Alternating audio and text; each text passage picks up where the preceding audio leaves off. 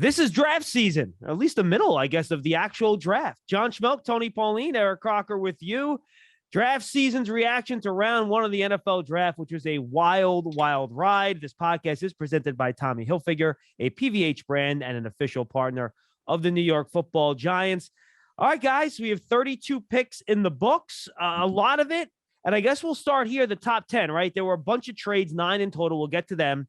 But the top 10 was actually kind of chalky. Not a lot of surprises. It's a lot of the picks that we talked about in our final mock on Wednesday afternoon. So let's kind of start here. What jumped out to you guys about the top 10? Croc, let's start with you. No, I think right away you got to go with the cornerbacks going number 3 overall, number 4 overall. And obviously, Tony, he tipped us off to Derek Stingley going to Houston Texans. And I was able to kind of use that tidbit of information on my live show that I did with the Locked On Podcast Network, saying, hey, this is what I'm hearing from a source that's pretty darn reliable. So Stingley started that off, and with the next pick, I was telling them, I think Sauce Gardner has to go to the Jets because you're not going to have that guy at pick 10 if that's who you want.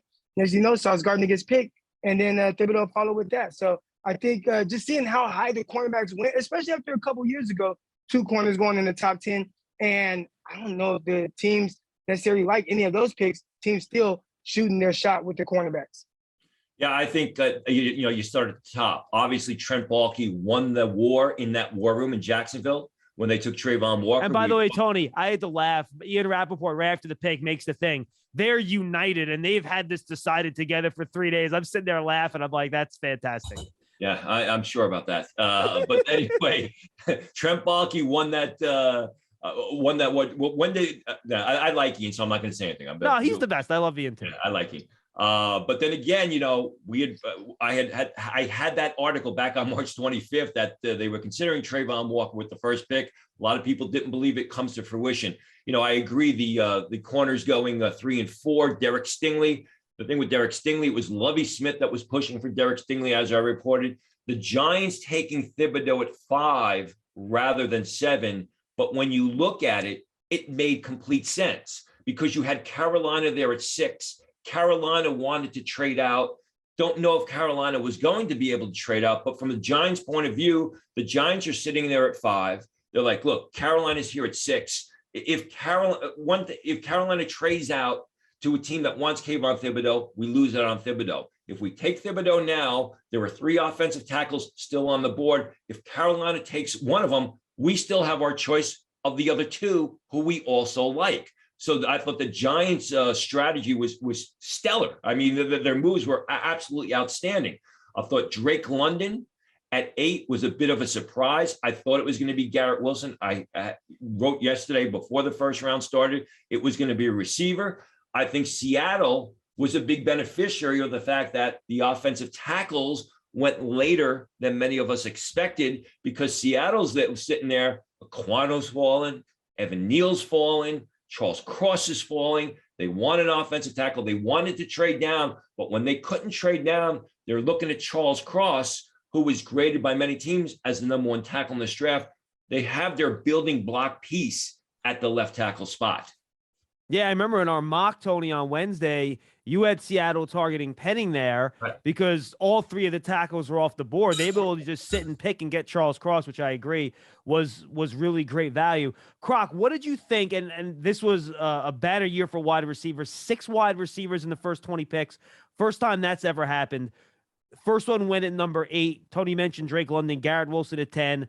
Then the Saints trade up for Olave. That's a connection we've made a lot on this podcast. They wanted Olave. They moved up to get him. What did you think about the order of the receivers and their fits in terms of where they went? I think the most polarizing part about the receiver group is not even like who went or where they went. It's that teams are still drafting receivers first round, where you have 3 guys from the 2019 class who are all on the trade block, and you had 2 of them get moved. So now I'm like, okay, teams they're still prioritizing the receiver position, but do they want to pay these guys when they're productive? Nope. You have A.J. Brown, who have been, terrific for Tennessee. And I get it, maybe, some injuries he dealt with last year, but he's a big-time player. Hollywood Brown, over 1,000-yard receiver. Deebo Samuel, he's been in trade talks for the last month or so. And still a bunch of receivers still going the first round. So I think overall, like, that was the most kind of polarizing aspect of it. But I think the one that jumped out to me the most was probably Detroit. trading up for Jameson Williams. And you saw receivers start flying off the board and started at pick 10 with Garrett Wilson to New York. I like that, having an explosive receiver. Then Chris Olave. That one was a little shocking because the Saints moved up for him, and that must have just been their guy, the only receiver that they wanted. But Detroit jumping all the way up from pick 32 to pick 12 to take Jameson Williams. A little risky, a guy come off an ACL, but still a guy who was my favorite receiver in this class. Yeah, I think a lot of to break down there. Let's hit a couple of those. I love the Jameson Williams to Detroit thing. Detroit's not a win now situation. They can wait. They get a speed guy across from Amon-Ra St. Brown, who's kind of a really good, solid possession receiver, route runner, stuff like that. Now they have speed across from him. If he doesn't show up for the first few months, not a big deal. And then, by the way, how about the value that they got in the trade moving up? They didn't have to pay a lot. They move up 20 spots from 32 to 12. Didn't have to give up a future one. The details of the trade was 32, 34, and 66 for 12, but then they got 46 coming back the other way. So they basically just moved back 20 spots, gave up 34, and moved up 20 in the first round. Tony, I thought that was great value for the move up. Yeah, I thought if it was announced that they were giving away a first round pick, I thought they were definitely moving up for one of the quarterbacks because they would have gotten their quarterback now. But yeah, I mean, they get Jameson Williams. As you said, they don't need him to play in September because they have a bit of time. Granted, that coaching staff has got to win more than one game next year, more than a couple of games. And like you said, they got that second pick back. I knew that New Orleans wanted to move up. They were talking with Seattle for significantly throughout the process. I had mentioned that. I think Seattle just wanted too much. It's very strange to me that they made such a big move up into the first round and they did not have to give away a future first round pick. Yeah, look, I think they made a great deal. And the details of that Saints trade, by the way, just FYI, I got it right here. They traded 16, 98, and 120. So that is a late third and a fourth to move up 5 spots in the first round. And this is a common theme here, guys. And, we talked about this. Since quarterbacks weren't involved, that premium to move up in the first round simply wasn't there. With all these moves and against him, 9 trades in the first round, not one future first-round pick got moved. And, in fact, I don't think, now that I'm looking at it, I don't think one pick from next year's draft at all got moved in any of these trades. They were all picks from this year's draft. Croc, what do you think about that? I think it tells you teams like or the lack of maybe talent in this class, right? Whereas hey, we don't even have to give up anything future because people aren't really clamoring to make guys in this class a priority. I mean, you look at some of the moves last season when guys trying to move up into the draft, they had to give up a ton, including future picks. And that just didn't happen in this first round. Tony, how about you? What are your thoughts on that? Yeah, I mean, the Lions was really the biggest mover. I mean, most of these moves were a couple of spots down, 3 or 4 spots down. We didn't see, the Jets moved back into the first round, as I'm sure we'll talk about later on. I think the fact is you want picks this year because this year's draft is very deep. This year's draft is very deep because you had so many seniors coming back for a second senior season that those middle late round picks are very valuable. And remember, when you're giving out contracts these days of $100 million plus, $140 million plus, $200 million plus, and when you have a small group of players chewing up such a large percentage of your salary cap, you're going to want those middle round picks, those late round picks, because those are going to be the inexpensive guys that fill out your depth chart. Yeah, no question about it. And then the Saints get Olave, and let's stick with them. They had that second pick in the first round as well, and they end up I'm trying to find that pick on my sheet here. There were so many 19. trades. I crossed out a million things. There they are. They ended up picking at 19. They got Trevor Penning, which replaces their offensive tackle need, right? So they get their need at offensive tackle, replacing Teron Armstead with Trevor Penning.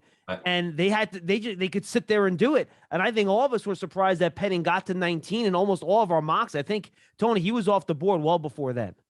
Yeah. You said he's going to replace Teron Armstead. Maybe. I'm not so sure that Trevor Penny's going to be at left tackle. Okay, well, that's fine. Maybe he goes to right and Ranchep goes to left, right? Could be. Yeah. But yeah, they wanted their tackle. I mean, it's going to come down to the quarterback position for New Orleans. But I think what happened was the surprise of Penning being there is because at 14, after they lost out on Jordan Davis, the Baltimore Ravens take Kyle Hamilton. And then, you start to see him slide. I think the other surprise was the Houston Texans taking Kenyon Green at 15, which is much earlier than people expected when they could have used a right tackle. They got Titus Howard out there, but I guess they are pretty happy with Titus Howard. They're going to leave him out at right tackle rather than taking a right tackle like Trevor Penning. Yeah, unless they think Kenyon Green can eventually move out there too, right? He played tackle in college. Right. I see him as more as a guard myself, but he did do it in college. And, I think that was another story here, right? That Kenyon Green and Zion Johnson and Croc, this goes back to your point, right? In a draft where you don't have all these premium talented players, I think those two guys were relatively safe picks at 15 and 17. They're not a premium position, but you know what you're getting. And I think teams are very eager to make sure they got some known quantities here in this draft. Yeah, I thought with the Los Angeles Chargers, everyone was saying, hey, they need to take right tackle. And anyone who watched that last game against the Oakland Raiders and how the right tackle was getting beat like a drum by Max Crosby, who's, he's a fairly decent football player, right? Really good all-pro player last season. But they go with the interior offensive lineman. And, I like the pick just because, hey, continue to try to protect your most important asset, which is your quarterback, Justin Herbert. As far as the Houston Texans go with Kenyon Green, yeah, he is a guy who I really like. I mean, we're talking about someone who has versatility. I put on 3 films at one point. In each film, he was playing different positions: left tackle, guard, right tackle. So he could play all over the line of scrimmage, and a guy who can slide outside in a pinch if he absolutely needed. Yeah, and then, I think what happened with the Chargers is, number one, when Kenyon Green went, that pushed up the interior offensive lineman. There was no right tackle there for him. There was no defensive tackle there for him because Jordan Davis went off the board. And by the time they were called to the clock at 17, you already had 5 receivers drafted. So I thought that the Chargers could have looked at receiver at that point, but any receiver would have been a reach, even though a pick later, the Tennessee Titans took Treylon Burks. Yeah, and we'll get to that in a second. I just want to touch on the interior offensive line one more time before we move on. 2 other interior offensive linemen went later in the draft at 24 and 25. Dallas, in what I would consider a reach. I know other people are higher on him than I am. They picked Tyler Smith, the offensive lineman out of Tulsa. They'll probably start him at guard before they maybe move him out to tackle at some point. Like to get your guys' take on that. And then Tyler Linderbaum to the Ravens, which we've seen that connection before, but they're not a zone blocking team. So I find that, mix there with him and, being a little undersized with the shorter arms in the running scheme that the Ravens use. Tony, what did you think about those two? I like Tyler Smith. I had him actually going 26 when the Titans had that pick, exactly for the purposes that you said. You're going to start him off at offensive guard and then develop his game and maybe eventually kick him out to tackle. Tyler Smith is big. He's athletic. He is stronger than heck. He's also a smart guy. He's good. He's a good conversationalist. Just needs some work on his game. When you watch the film on Tyler Smith, there are moments where he blows you away. And then there are the Cincinnati games when you wonder what the heck is going on. I didn't think it was a reach because I thought that he could go to Tennessee at 26. I agree with you about Linderbaum, and I've been outspoken. I thought that there was a chance he could end up in the late first round, although he was getting mostly second round grades. I think that with the style of play of Lamar Jackson, and you don't know where Lamar Jackson is going to be, is Lamar Jackson going to run? Where is he in the pocket? You want a mobile center, but you're right. I mean, they go from Bradley Bozeman, who was a small area punching him out, knock you down center, to a guy that's smaller, sleeker, and quicker on his feet. It'll be interesting to see how it plays out. Tony, I just want to follow up with you really quickly. So the Ravens draft, I think people would argue they got 2 what most people would consider far and away the best players of their positions, but they're the 2 guys that you've been worried about. But I think other people would say, well, based on their play in college, they got really good value. I think that's a pretty interesting dichotomy there with Kyle Hamilton and Linderbaum. Yeah, I mean, we'll see. There was one other interior lineman. I don't know if you purposely let him up, but that was Cole Strange when the Patriots. Yeah, I didn't get there. Yeah, good point. Yeah. I guess it's easy to forget because no one expected it. But back to your point about the Ravens, yeah, there's a lot of boom and bust in this. I think with Kyle Hamilton, they'll find a way to make it work for him again. I said what I said about Kyle Hamilton all along was I didn't like Kyle Hamilton, and I think it's not that I didn't like Kyle Hamilton. I think there's value for him at the next level, but that type of player just does not go in the top 10 in the NFL draft, and that's what we saw. Again, with Linderbaum, I think those interior offensive linemen came off the board a little bit earlier. I thought that maybe the Ravens would have gone with Devontae Wyatt after losing out on Jordan Davis. That's why that trade was made by the Philadelphia Eagles, but they took Linderbaum. You can touch on any of those things you want, Croc. Yeah, well, I think the Tyler Smith pick, that's the one that's kind of polarizing there because there's been a lot of pushback on him going to the Dallas Cowboys where he went.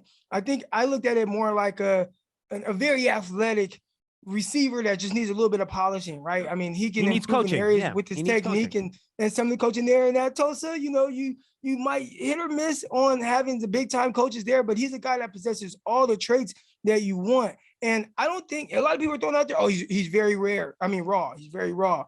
I don't know if he's any more or less raw than Trevor Penning, who went, pick 17 overall. So, I mean, not pick 17, excuse me, pick 19 overall. So I think he got drafted around where I felt like his value was. There were people saying that he was a first round pick all the way. He's just a guy, the Cowboys, he gets to play next to a guy like Tyron Smith and maybe be the long-term guy there at the tackle position. But nonetheless, he gets to play on the offensive line next to a guy who knows how to play it at the highest position, at the highest caliber. So, I like the pick for Dallas, and he should be a plug-and-play guy to start off right away at left guard. One last interesting point. Yeah. This is the second year in a row that Tulsa has had a first-round pick. Last year it was Zaven Collins. Their interstate rival, Oklahoma, no first-round picks the past 2 years. That is I'm sure Tulsa is putting that on banners around campus. All right. I wish one day I could have Bill Belichick's self-confidence because just, YOLO, Cole Strange, let's roll. And the Rams, I guess the Rams are doing like a live stream since they didn't have any first-round picks or something like that.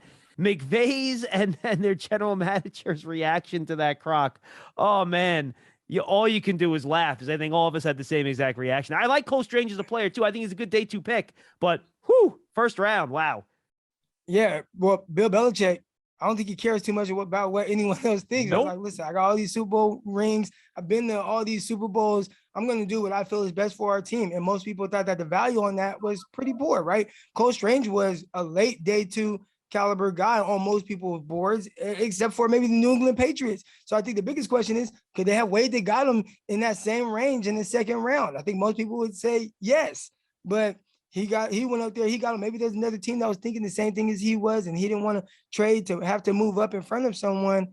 So he got Cole Strange then, but I like the pick in the sense of who he is. He feels like a throwback college style guy, able to move. I mean, we just highlighted him and talked about him on the previous episode about, his movement skills and him being able to reach the second level and blocks. And he has this like nasty, mean streak to him. Just played at a small school, Tennessee, Chattanooga. Well, here's the thing is I wrote an article Tuesday at Pro Football Network, and I talked about 3 interior offensive linemen who were really moving up draft boards.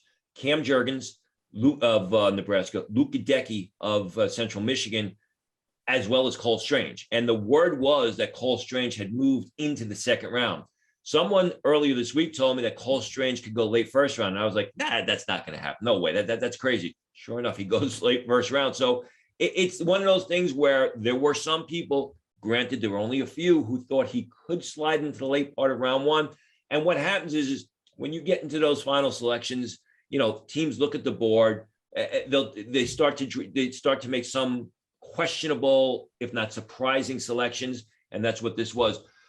Excuse me. Strange is a guy who played tackle at Tennessee Chattanooga, played guard at Tennessee Chattanooga, also played some center during the Senior Bowl week. So he's got an upside. And once you get him into an NFL weight training program, compared to what he was doing at Tennessee Chattanooga, there's a lot of upside there. Granted, maybe they could have traded down and got him. Maybe they could have waited till the second round because they got a couple of picks in round 2. Who knows? It obviously was a surprise pick. I don't think, it's the absolute crazy pick or people are mocking them as, this is their big lose. I don't think that's the case at all. Yeah, I had him as a late second, early third round guy. So a good player. And if he fits what they want, he'll be a good player. They'll figure out how to use him. All right, a couple other trades you guys mentioned as we've had this conversation. Let's talk about the Philadelphia Eagles, what they did. They obviously thought the Baltimore Ravens were going to take Jordan Davis, so they move up and they select him ahead of him at number 13. The details of that trade, they sent 15, 124, and 162, and they got back 13 and 160, and 166, and they got back number 13. And then they make the biggest trade of draft night, and then the contract extension to go with it. They end up trading for A.J. Brown for picks 18 and 101, then give him a 4-year, $100 million contract extension. Boy, we talked about this, and we can get more into the wide receiver theory as we move along. Eric mentioned it earlier, but what do you think about what the Eagles did, well, with those 2 first-round selections? No surprise, Howie Roseman, very active in the trade market, Croc. Yeah, well, you get more of the sure thing, and you surround Jalen Hurts with as much weapons as possible. I mean, they've taken multiple receivers in the first round and back-to-back drafts, and Jalen Reagor seems like a guy who they might be souring on just a little bit. Devontae Smith has a lot of ability, a lot of talent. I'm just curious to see in which the volume that they get the ball to these guys in, because I thought Devontae Smith was a guy who could have easily been an 1,200-yard receivers last season, and he's kind of getting overlooked a little bit because of the season that Jamar Chase had. But I think a lot of it had to do with the quarterback position and how much better will we see Jalen Hurts be able to distribute the ball. They were able to win. They went to the playoffs. And I know everybody will say, well, the NFC East is not a strong division, but maybe they're just saying, hey, there will be no more excuses. And if this works out, great. If it doesn't work out for Jalen Hurts, they have multiple picks next year to be able to move up for a quarterback that they might like a little bit more. Yeah, I mean, basically, in essence, what they did was they gave away a 3rd-round pick for A.J. Brown. Yeah, I know it was the 18th pick, but they gave away. They lost a pick in the 3rd round. They got a highly coveted receiver, a third-round pick, and $100 million. I think the interesting thing is going into the draft, everyone thought that Deebo Samuel would be the receiver who was moved, and A.J. Brown would actually stay in Tennessee because they were working on a contract renegotiation. Draft day comes, Samuel's not going to be moved. A.J. Brown's no longer with Tennessee. If you're Ryan Tannehill, you got to wonder what's going on, because you look at Tennessee, is this a situation where the quarterback is making the receiver or the receiver is making the quarterback better? I think it's the latter in Tennessee. They bring in Treylon Burks, similar type of wideout, bigger guy, hand catcher, soft hands, physical guy. There's going to be some sort of adjustment period there. I thought this was a home run for the Philadelphia Eagles. And by the way, Tennessee now also picks 35th in round number 2. You wonder, could that be a Malik Willis landing spot here as a long-term replacement for Tannehill down the road too? Something to think about. Generally speaking, with the wide receivers, guys, I think this is interesting. Are we seeing now some of these teams that have big money quarterbacks deciding that, look, we don't think we can pay a wide receiver $25 million and a quarterback $40 million, which is almost a third of your salary cap?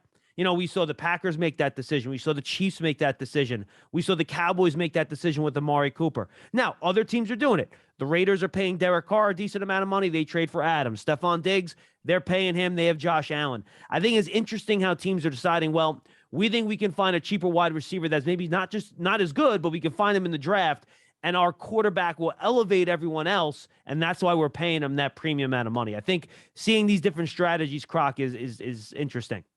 Well, you've seen guys get protection no matter where they're picked, right? And I know I referenced Jamar Chase and the Cincinnati Bengals. Well, everybody's kind of forgetting T. Higgins is there too. And he was a 1,000-yard receiver last year, and he was just shy of 1,000 yards the year before as a rookie. So you can get production out of guys without having to pay them $20 million per year. And I think a lot of teams are saying, look, if we have a very talented quarterback and we bring someone in here that's just competent at the receiver position, we can get solid production without having to break the bank for him. Yeah, I think if you're going to pay a quarterback a lot of money, you better get some weapons for him to throw. So that you better make sure you have good receivers there. So I think that's part of the equation. The interesting thing is, the receivers in the first round, especially in the early first round, have a high bust rate. A lot of these guys, really oftentimes don't live up to expectations. You can say that about a lot of positions, but it is, if you're paying that quarterback a lot of money, you better get weapons for him. And I think that's part of the equation here.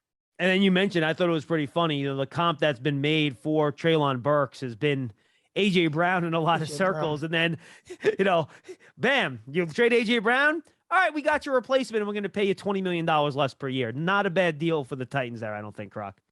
But you have to get the same type of production out of it. Right. Now, if you just go off of last season, you say, well, AJ Brown was an 800-yard receiver. Can Treylon Burks come in and do that? Probably so. Then you say, well, maybe it's a wash. But I think most people value AJ Brown and his ability at a much higher level than the production he put out last season. Yeah, and the fact is, this is again, I go back to, are the receivers in Tennessee made by the quarterback, or do the receivers make the quarterback better? That's going to be, that dynamic is going to play out this season. Yeah, absolutely. All right, we are going to take a look, by the way, at the best players available in round number 2 in just a few minutes, but I want to hit a few other topics here from the first round, guys, that I think is pretty interesting. What do you think about the Steelers going Pickett over Willis? This is a conversation we've been having. Tony, I believe it was you that nailed this in our final mock on Wednesday. You had them going Pickett over Willis in that conversation. Your thoughts on why they ultimately decided to go with the local kid, not just to move down the hallway from Pitt to the Steelers? Well, that's probably why, because they knew Pickett in and out. They didn't do a lot of pre-draft work on Pickett in the months leading up to the draft. They didn't have to. Somebody a couple of days beforehand told me, don't sleep on Pickett and the Steelers because they know him so well. I still thought the pick would have been Malik Willis, because I still think Malik Willis has got much better upside and could be the better quarterback 2 or 3 years down the road. This did catch me a bit by surprise when both of them were there. Caught me a bit by surprise that Malik Willis is still available on the board, but I mean, we'll see. I still have my concerns about Pickett playing in a bad weather city with the small hands.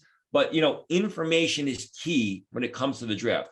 The more information you have on a player, the more comfortable you're going to be. The unknown is the greatest X factor that will kill a player's draft stock. And there may have been no unknowns about Malik Willis, but they had all the information they obviously needed and wanted on Kenny Pickett. Yeah, for me, I think one of my favorite prospects that's still available is probably Travis Jones, defensive tackle out of UConn. This is a big, strong, quick, physical guy, and I wasn't expecting him to go in the first round, but as you start to see some interior guys be taken off the board, especially late, and even guys like George Karlaftis, I was like, okay, Travis Jones, we'll see if he gets picked pretty soon. Didn't go, but I'd expect him to go fairly early in the second round. Yeah, and we'll definitely hit on more of those guys as you go along. Couple of the first round team guys. We didn't mention the Jets, right? The Jets had 2 first-round picks. They move up to get a third. We had talked about maybe Jermaine Johnson being a pick for them at 4. They were very interested in him. They end up waiting on him. He drops like a stone. We could talk about that too. But Sauce Gardner at 4, Garrett Wilson at 10. That is, for me at least, my top wide receiver, my top cornerback. Then they get Jermaine Johnson, who certainly is a productive pass rusher. I got to imagine Jet fans are thrilled. And if you guys want to touch on why Jermaine Johnson kind of, slipped like that, Tone, you can do that too. Well, I was told, and I reported last night, I texted a few people and they said there were character issues. Now, character issues doesn't necessarily mean something bad. It may mean something quirky, but I don't know of any injury issues with Jermaine Johnson. And as I said last night, there comes a point in time where the reward or the potential reward outweighs the risk. One thing I had previously reported about the Jets and Jermaine Johnson, they were almost stalking him. They were in contact with him daily. And that often happens with a player where you have questions about their character. You want to know where they're at. You want to know what. Remember the old Bill Cowher story with Plaxico Burress. He gave when there were character concerns about Plaxico Burress, he gave Burress a cell phone. He said, "I want you to call me at this day at this specific time, at this day at this specific time, to make sure that he could follow direction." But again, 26, the Jets roll the dice. They don't give away a lot. They move up into that spot. They get the pass rusher that they were very high on early in the draft. So really, as far as overall, when you look at the Jets with Ahmad Gardner, with Garrett Wilson, with Jermaine Johnson, from a pick point of view with no trades, this is the best draft that's out there. That being the case, the Jets always have a propensity to win in April. And, you got to transition those picks those names on a piece of paper to production on the football field. And that has been an issue for them in the past. It looks great on paper that, fans are going to be doing backflips, going to be, roundly applauded as they should be. Let's see if it transitions to production on the football field. Your thoughts on the Jets draft, Croc? Yeah, again, on paper, it looks amazing to be able to get a guy like Jermaine Johnson late in the first round when most people thought he'd be a top 5 pick. And I know kept thinking, I'm pretty sure a lot of other people, oh, okay, is he going off the clock here? He's going off the clock here. Okay, Yep. Ravens on the clock. Is he Exactly. going? Oh, no, they traded back. And next thing you know, he's all the way in the 20s. You're able to trade in to get him. It might be a case of maybe the NFL knows something that the New York Jets actually knew, but they were just willing to take a swing on him late in the first round. But aside from that, I mean, you get an explosive receiver, be able to go with your young quarterback, Garrett Wilson. He was one of my favorites in this class.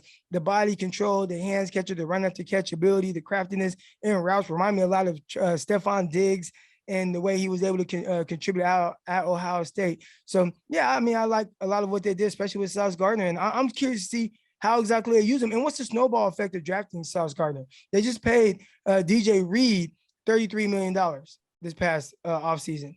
And they also have Bryce Hall, who I think a lot of people are like, hey, Bryce Hall is playing at a pretty solid level. Yep. Like he's coming into being a good starting cornerback on the outside for New York. And Sauce Gardner is taking someone's spot, and it's probably not going to be DJ Reed. Absolutely. All right, let's talk about some of these teams in the bottom third of the first round. You know, everyone said Packers, wide receiver, wide receiver, wide receiver. Well, they were all wiped out. There were 6 receivers all off the board. They ended up going with Quay Walker out of Georgia, a guy that was kind of a late riser. He sneaks into that first round. And then Devontae Wyatt, another player out of Georgia, 2 very good front 7 players that'll help their defense. And now guys, they'll have to try to find that wide receiver in round number 2, Croc.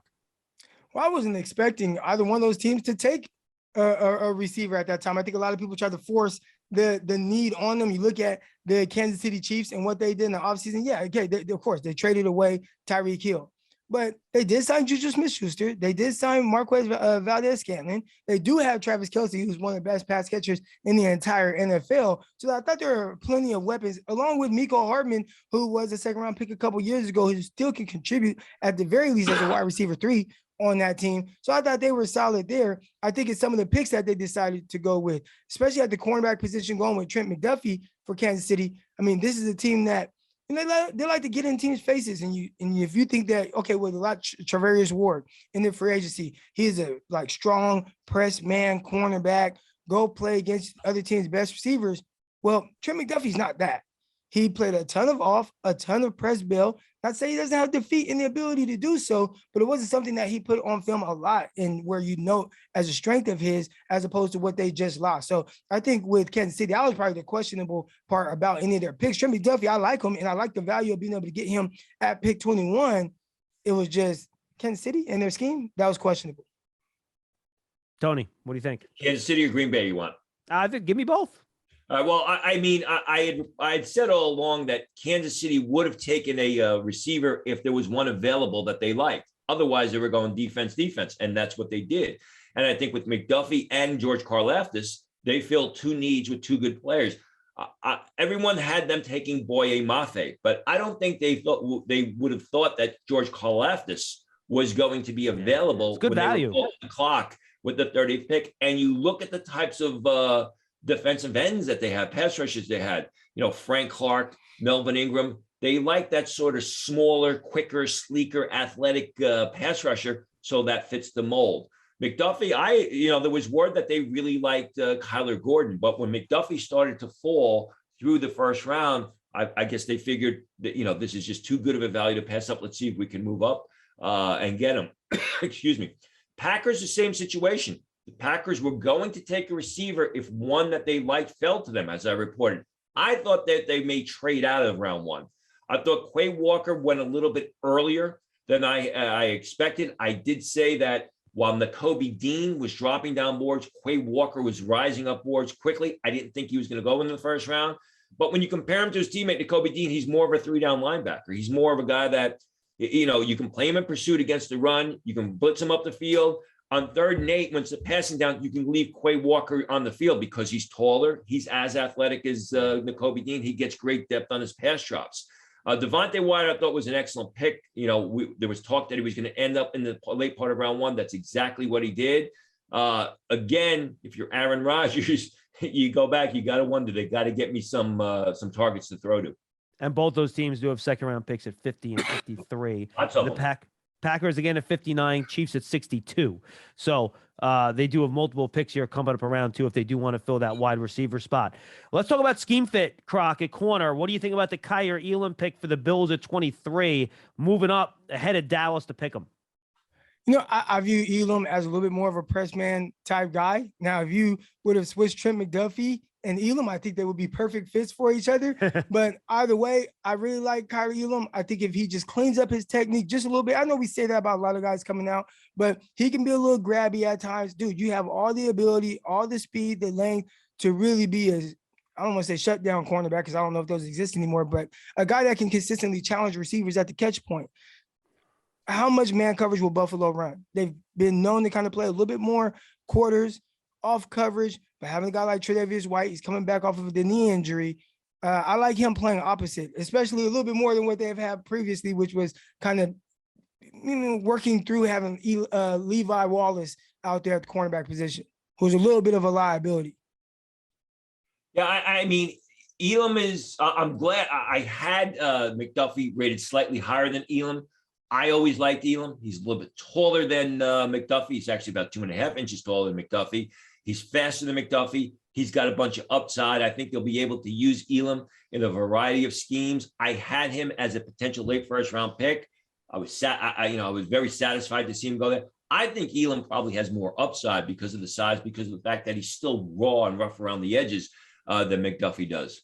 And he's very fluid too. Not a stiff corner out there that has that size that you want. I thought, again, watching him, I thought I was watching CJ Henderson. They have that same type of movement skills and ability. And I know everything hasn't worked out for CJ Henderson the way Jacksonville would have liked. Obviously, they traded him over to the Carolina Panthers, but he looks to be that similar type of prospect. Obviously, you just got to know where he's at in his head and if he's able to work on some of the areas he needs to improve on.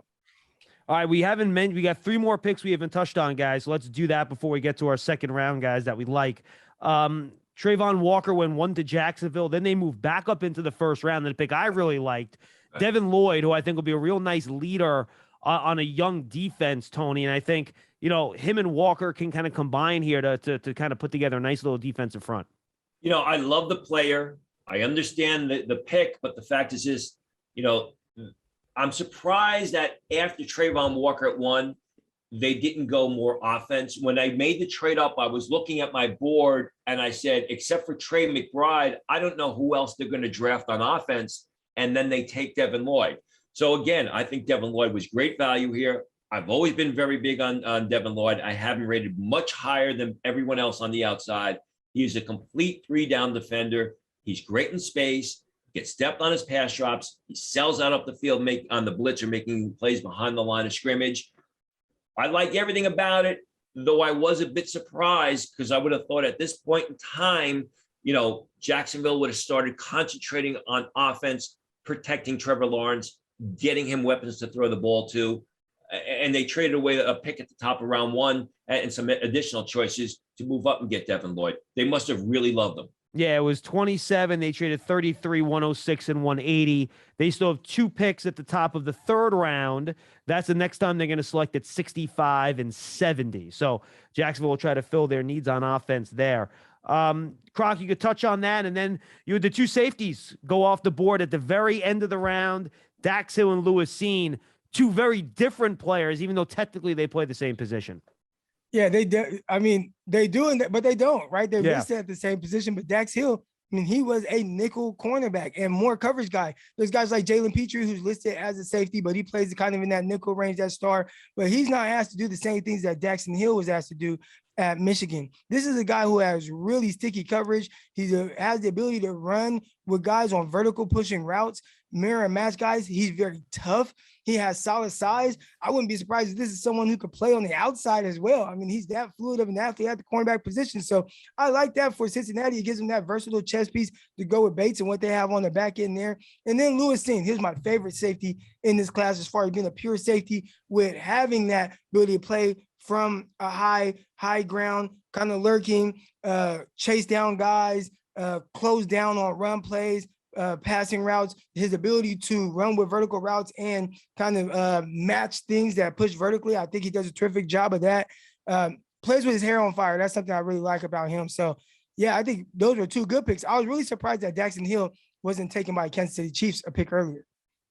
Yeah, I like both players. I mean, the fits were kind of strange to me, but I think at this point in time, with Cincinnati, they still got Eli Apple there. I don't, Daxton Hill can play some corner. You can push him out there. He's good in coverage. So that could be an upgrade there. I was surprised because, it didn't seem that Minnesota needed a safety. But, in this day and age of the NFL with ball passes flying all over the place, you not only need a nickel back, you're often putting 3 safeties on the field. Yeah. And Scene was one of my favorite safeties. I said it time and time again when people were talking about Kyle Hamilton being a top 10 pick. I said, I would rather take Lewis Scene at the top of round 2 than Kyle Hamilton in the top 10. And this was a couple months ago.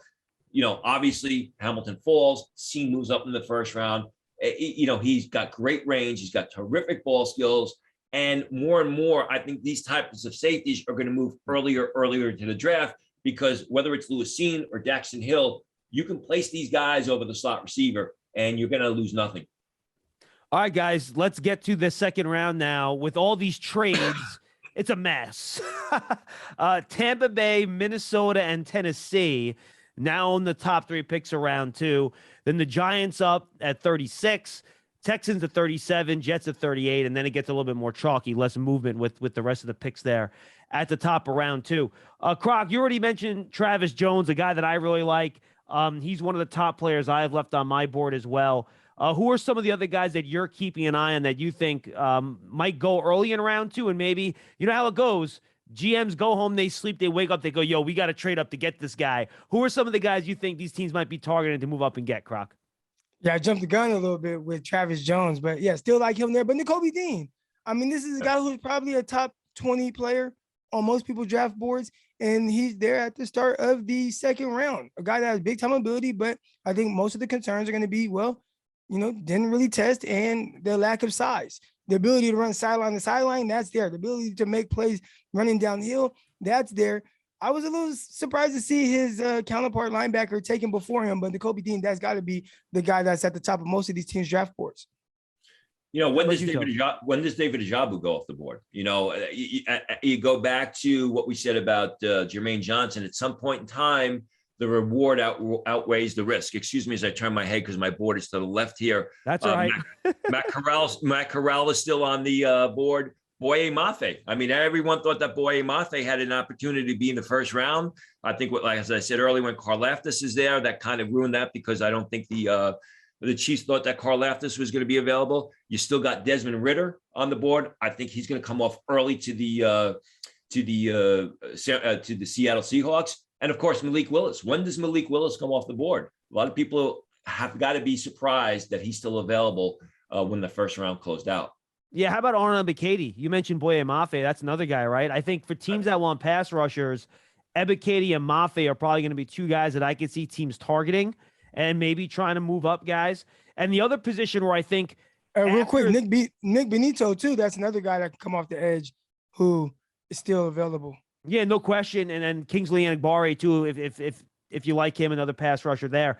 And then the other position guys, and there's a couple other guys I want to touch on, but the position where I think there's a couple guys and then you get a huge gap in a chasm until you get to the next group of players is a corner, right?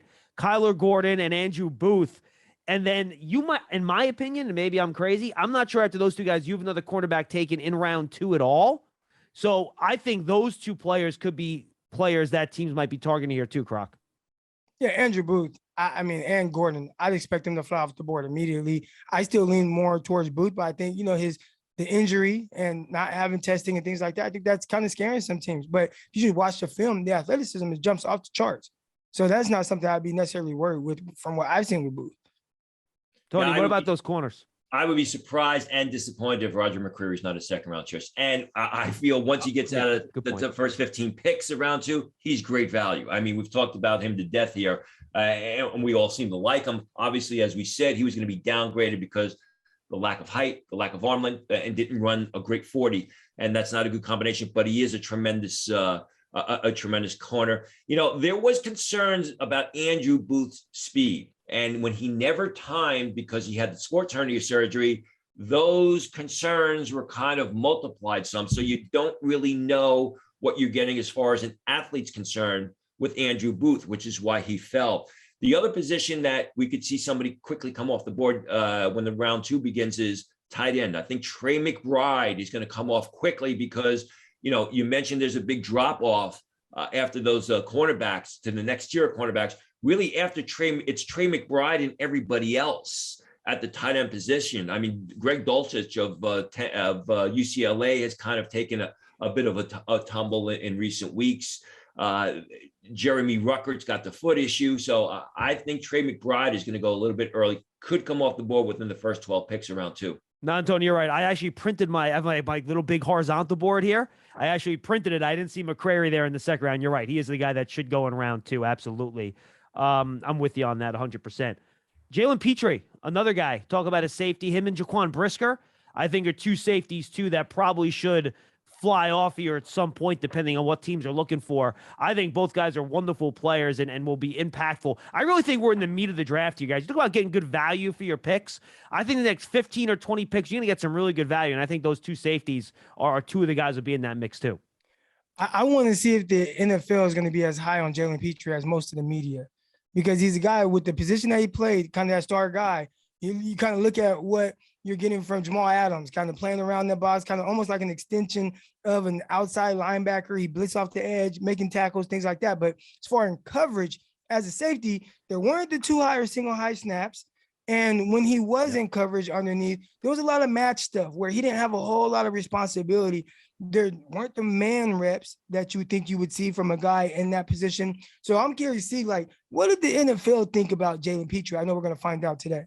Yeah, the thing about Petrie is I completely agree with what Eric said on the film. Now, he goes to the Senior Bowl, and he was phenomenal in those one-on-one coverage drills. I mean, he was outstanding. Does he transition that over into game when he's on the field, when it actually matters? So that's what teams have to decide. The Kansas City Chiefs have already taken 2 defensive players, one a cornerback. I'm told that the Chiefs really like Petrie as their honey badger of the future. So if he's there later in round 2 when they're called to the clock and no receivers are there, they eventually got to take a receiver. Wouldn't surprise me if they go in that direction. Last guy is Nick Cross. When does Nick Cross come off the board? Because he's got excellent size. I've talked about him ad nauseum on this podcast. He's got excellent size. He's got excellent range. He goes sideline to sideline. You could say he's a better cover corner than either Brisker or Petrie. And I like Brisker a lot. He's got higher upside.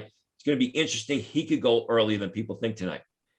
Yo, I'm with you too, Tony. I agree. How about Logan Hall? You mentioned Travis Jones is that run-stuffing defensive tackle. Yeah. Logan Hall is that versatile guy that you can maybe play at end on base downs. You move him into the 3-tech on pass rushing downs. He plays a little high. He's a little tall, I know. But I think he's another guy, top 10 picks here in round number 2. I think he's probably going off here, right, Tone?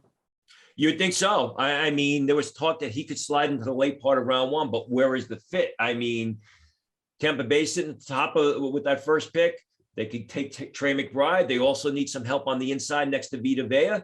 Logan Hall be a real nice fit there. So I would assume he's going to come off very quickly. When you look at the board, you look at the teams that, would need some help on the inside, need some versatility from the defensive lineman. Here's a fun game we can play. Who's the next offensive lineman that's going to get taken?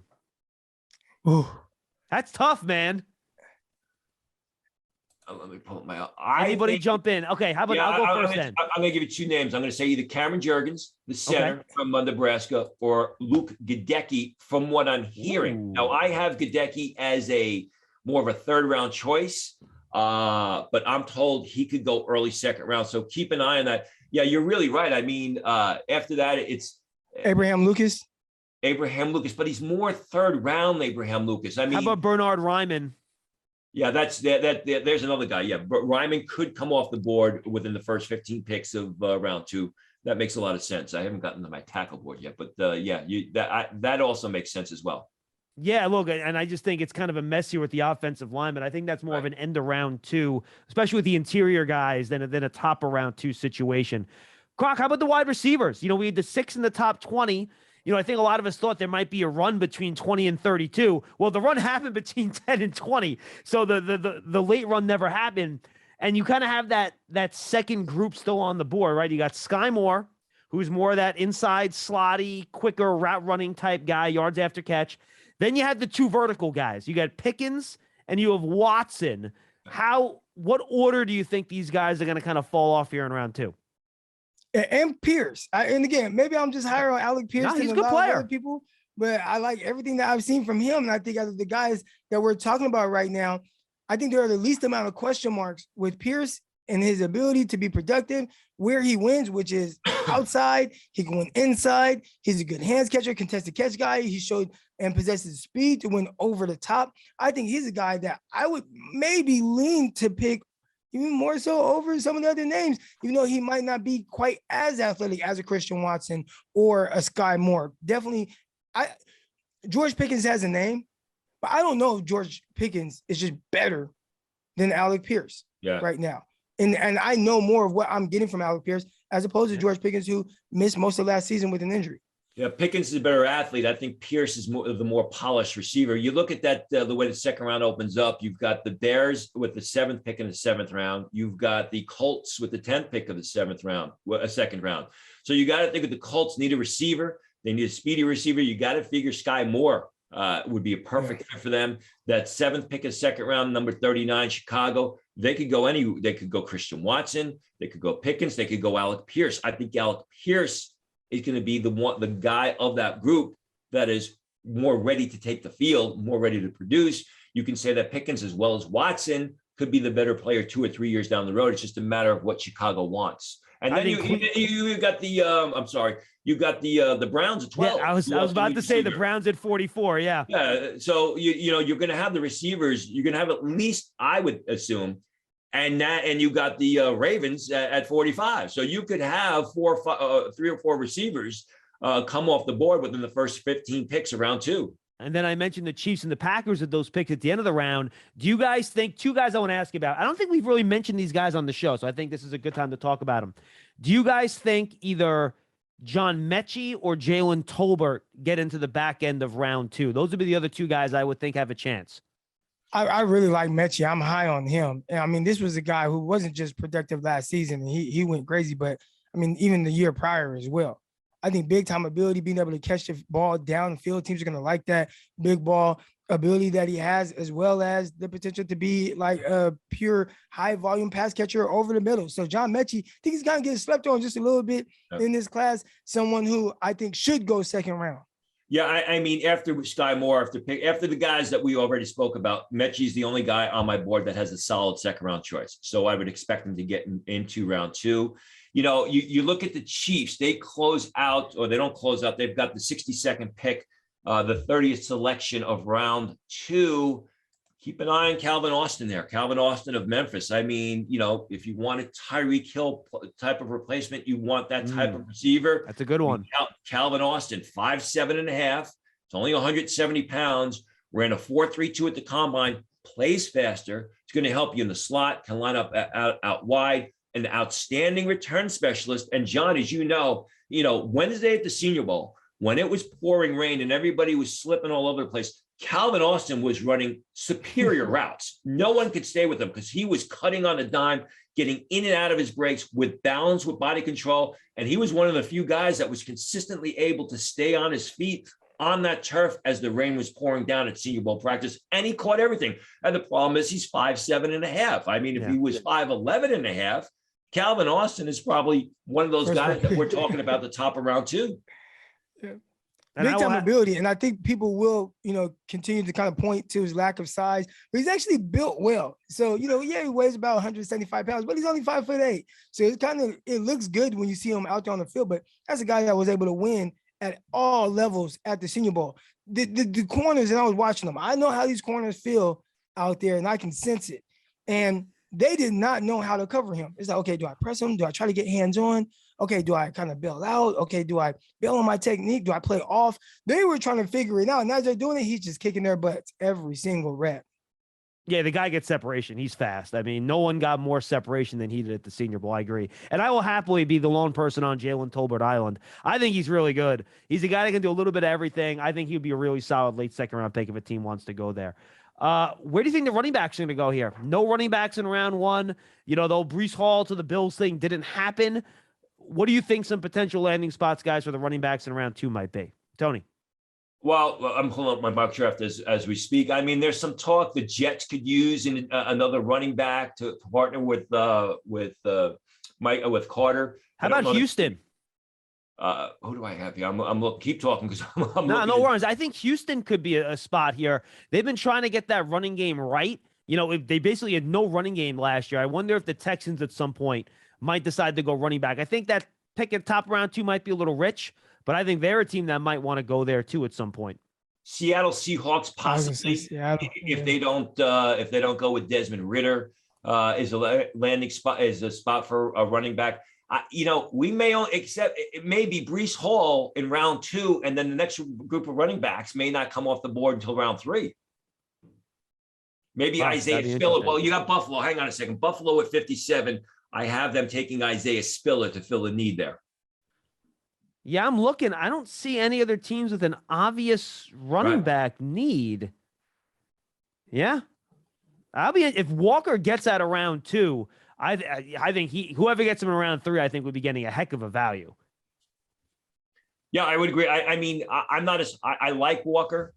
Ironically, I have the New York Giants taking Walker in round 3 because who knows what's going to happen with Saquon Barkley, and Walker is absolutely a New York Giants type of running back. I don't know if he's a Brian Gable type of running back, but he's absolutely fits what the Giants have had success with in the past. And I did that based on the chatter about the future of Saquon Barkley with the franchise. All right, guys, final thoughts. Anything you want to say either about round 1 heading into round 2, the rest of the draft? The floor is yours. Take it away. What do the Chicago Bears do to help Justin Fields? I feel like they had probably the worst offseason in the NFL. He's throwing to one person.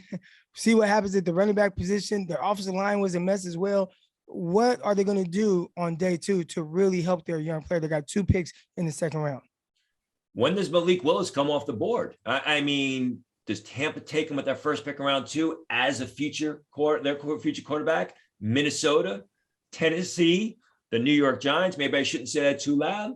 The Houston Texans, Seattle. Malik Willis, there's plenty of opportunity for him to go in the within the first 10 picks, I should say, of round 2, even the Colts at number 10, but again, any of these teams that take him, you're looking at Malik Willis, as your future, not a guy that's going to play in 2022. At what point in time does the reward become greater than the risk? Or what point in time for Malik Willis are you saying, hey, listen, we know we're not going to get a lot of production out of this pick right now in 2022, but it's going to be worth it down the road. Guys, good stuff. Enjoy the draft tonight. And we'll have another show that we'll record on Saturday night, probably go up on Sunday morning, maybe late Saturday night, reviewing the draft in its entirety. Good stuff, guys. Drink that water. All of our voices a little bit hoarse. We all look a little ragged. We got a few hours to recharge the batteries. Croc, get that second workout in, bro. And we'll talk to you guys tomorrow. Enjoy the night. That's draft season. Check it out, folks. Subscribe. Go to Apple Podcasts. Leave a 5-star positive review. All that good stuff. We'll see you next time. Enjoy the rest of the draft.